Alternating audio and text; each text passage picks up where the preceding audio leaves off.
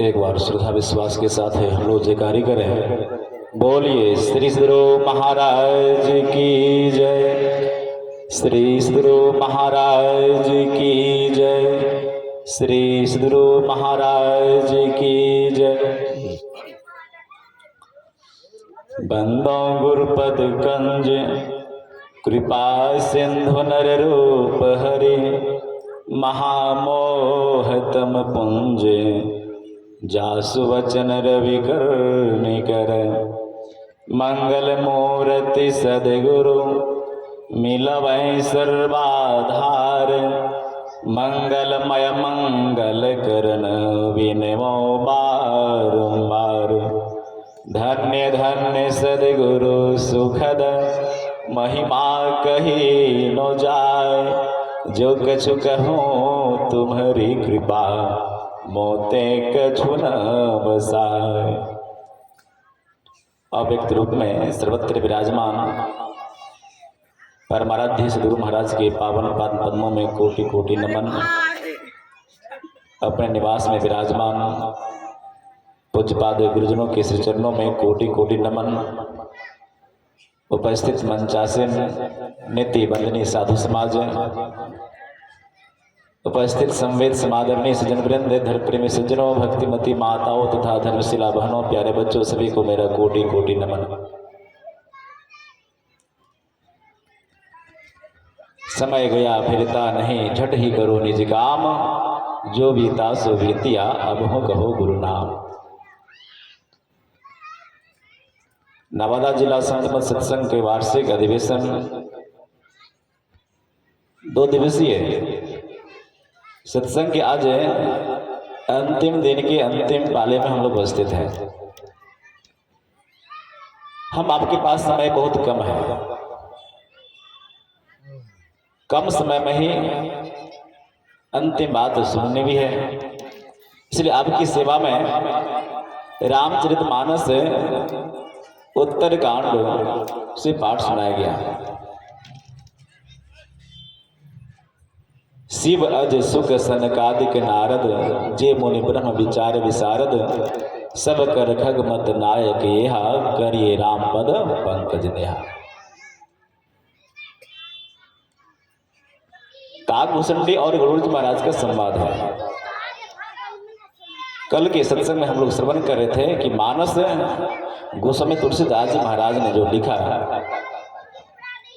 उसमें स्पष्ट शब्दों में कहा कि 4 दिशाओं से 4 घाट हैं और उन 4 घाटों में एक घाट काकभूषणी और गरुड़ जी महाराज का संवाद है। परम रूप परमात्मा स्वरूप भगवान राम के सगुण रूप को देखकर युद्ध के मैदान में रावण के सम्मुख जो युद्ध चल रहा था, रावण तो अंतिम में आए, उससे पहले उनके भाई अनुचर आदि लोग आए। मेघनाद ने राम और लक्ष्मण को नाग फांस में बांध लिया था। भगवान राम मूर्छित हो गए थे, अचेत पड़ गए थे, तो भगवान राम को सचेत करने के लिए गरुड़ जी महाराज को बुलाया गया। क्यों? सर्प के वो दुश्मन है। गरुड़ जी महाराज को देखते ही सर्प भाग जाते हैं, उनका आहार बन जाता है। गरुड़ जी महाराज आए और उनको देखकर कद्रु के पुत्र जो सर्पगण आए थे, बहुत तो भाग गए, बहुतों को तो गरुड़ जी महाराज ने आहार किया।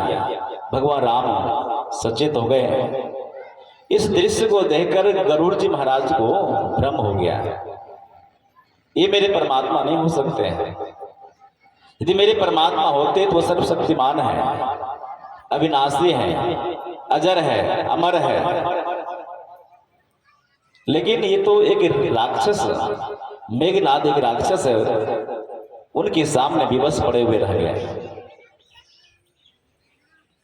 इसलिए अपने संशय बात को, भ्रम को भगवान ब्रह्मा जी से कहा।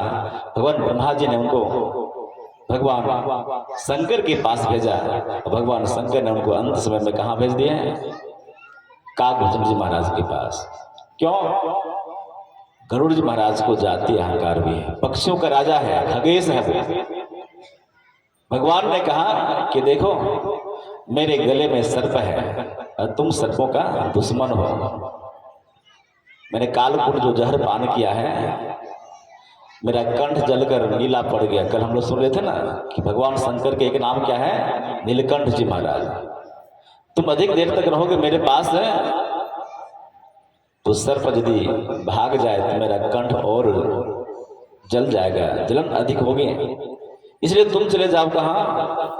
यहां से उत्तर दिशा में गिरि सुमेरु उत्तर दिशा दूरी, उत्तर दिशा में एक पर्वत है, उस पर्वत के ऊपर में सुमेरु पर्वत के ऊपर नीलगिरी पर्वत है, उसमें 4 चोटियां हैं, एक एक चोटियों पर एक एक वृक्ष है।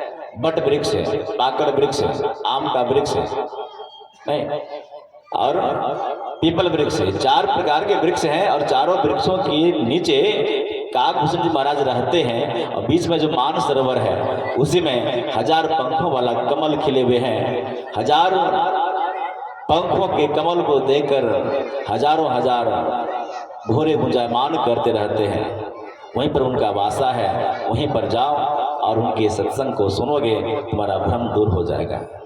विचार कीजिए, गरुड़ जी महाराज साधारण नहीं है, कश्यप जी महाराज के पुत्र हैं, माता विनीता के वो पुत्र हैं, और तपस्या करने के बाद भगवान विष्णु के वो वाहन बने, उनके पार्षद बने हैं, हर समय भगवान विष्णु के साथ रहने वाले। लेकिन आज ऐसे ही सगुण ब्रह्म को देखकर उनके मन में भ्रम हो गया। कबीर साहब ने कहा, सरगुण की सेवा करो, निर्गुण का करो ज्ञान, सरगुण निर्गुण के परे तहे हमारा ध्यान। निर्गुण रूप सुलभ अति सगुण जान नहीं को। कुसुम महाराज ने कहा निर्गुण स्वरूप सुलभ है, और प्रातः काल हम लोग उसे निर्गुण ब्रह्म की उपासना के बारे में श्रवण कर रहे थे। सगुण ब्रह्म को देखकर इंद्र को भ्रम हुआ। भगवान श्री कृष्ण मात्र 7 वर्ष के थे और ऐसे भगवान कृष्ण के बाल लीला को देखकर भगवान ब्रह्मा जी को भ्रम हो सकता है, फिर हम आप तो कहाँ के हैं। इसलिए सगुण ब्रह्म को जानने के पहले सत्संग अति आवश्यक है।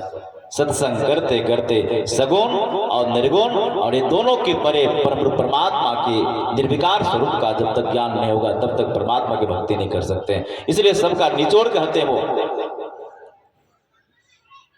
गरुड़ जी महाराज संपूर्ण राम कथा को सुना दिए। काकभूषण जी महाराज के मुखारबिंद से सुना है, लेकिन फिर भी भ्रम दूर नहीं हुआ। तब वो कहते देखो मैं अपनी बात नहीं बताता हूँ, सदग्रंथों की बात बताता हूँ। भगवान शंकर का विचार क्या है, भगवान ब्रह्मा जी का क्या विचार है, नारद जी का क्या विचार है, सुखदेव भगवान का क्या विचार है, और जो ब्रह्म ज्ञान में प्रवीण है ऐसे जीवन मुक्त महापुरुषों का क्या विचार है। मैं सबका विचार कहता हूँ सार। क्या कहा? करिए राम पद पंकज नेहा। परम परमात्मा के श्री चरणों में जब तक प्रेम नहीं करेंगे तब तक जीव का कल्याण नहीं हो सकता है। वो 1-2 उदाहरण देते हैं। यदि कोई बांझ का बेटा किसी को मार डाले, बांझ का बेटा किसी को नहीं मार सकता। क्यों?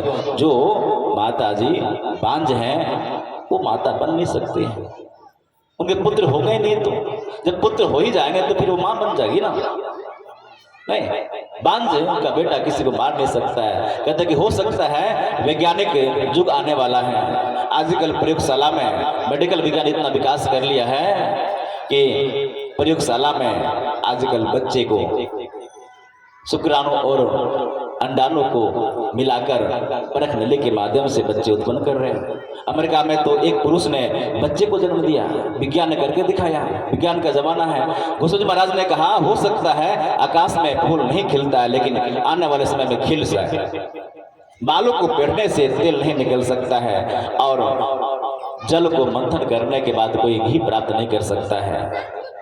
अनहोनी घटना सब इस कलिकाल में संभव है, लेकिन जब तक परम परमात्मा की भक्ति नहीं करेंगे तब तक जीव का कल्याण नहीं होगा। जीव का कल्याण कैसे होगा?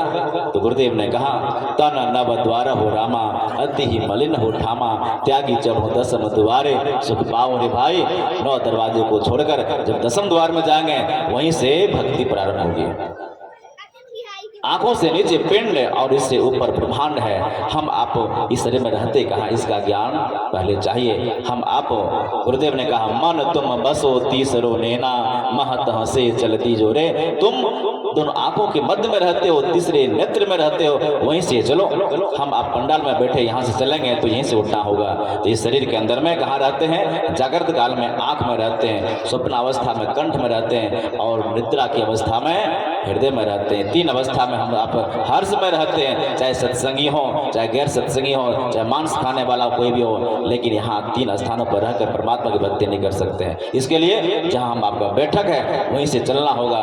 वह कौन सा चलना होगा? अंदर अंदर से। गुरुदेव ने कहा, अद्भुत अंतर की डगरिया, जा पर चलकर प्रभु मिलते, दाता सतगुरु धन्य धन्य जो राह लखा देते, चलत पंथ सुख होत महा है, जहाँ अजर झरते नहीं, वह शब्द और प्रकाश का रास्ता है इस शरीर के अंदर है। इसके लिए इस गुरु से युक्ति लेकर और हम आप एक नाम का जप करें, एक रूप का ध्यानाभ्यास करें और बिंदु ध्यान करें। तो नैन नासा मध्य सन्मुख एक टक देखत रहो, आप ही वह बिंदु झलके पट गिरा निरखत रहो। इस आंख की पलक को गिराना है, वहीं से चलना है। चलते चलते स्थूल सूक्ष्म कारण महाकारण ये चार जड़ शरीर को पार करेंगे और फिर एक चेतन शरीर है, वह केवल का है। उसको पार करने के बाद प्रभु परमात्मा के गोद में चले जाएंगे, वही राजा राम का दरबार है। बोलिए श्री सद्गुरु महाराज की जय।